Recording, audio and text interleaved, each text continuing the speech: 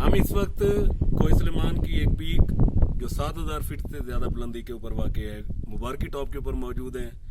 जिस जगह पर हम यहाँ पर खड़े हुए हैं ये गुज़श्ता साल वज़ीर आला पंजाब सरदार उस्मान खान बुज़दार ने टूरिस्ट के लिए इसको बनवाया था और इसको फिर कंप्लीट कराकर टीटीसीपी के ज़िम्मे हैंड ओवर किया था। तो मुबारकी टॉप तक आप रास्ता वही है, डेरा गाजी खान से सच सरवर से रूंगन और रूंगन से फिर आपका मुबारकी टॉप, आपका तमाम मेटल रोड है, इजी एक्सेस है, कहीं पर कोई प्रॉब्लम नहीं है और लोकेशन बहुत खूबसूरत है।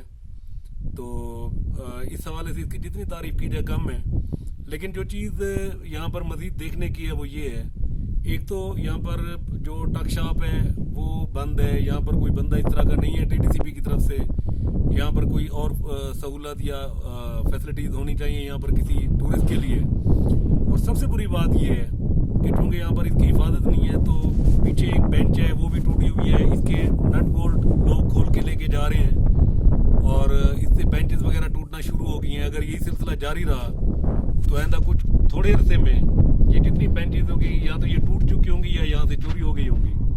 तो मेरी टीटीसीपी के इंतज़ामिया से और अफसरान से ये रिक्वेस्ट है कि अगर ये आपके ज़िम्मे हो भी गया है तो इसको थोड़ा सा लुक आफ्टर कर लें ताकि ये कुछ अर्से तक चल जाए।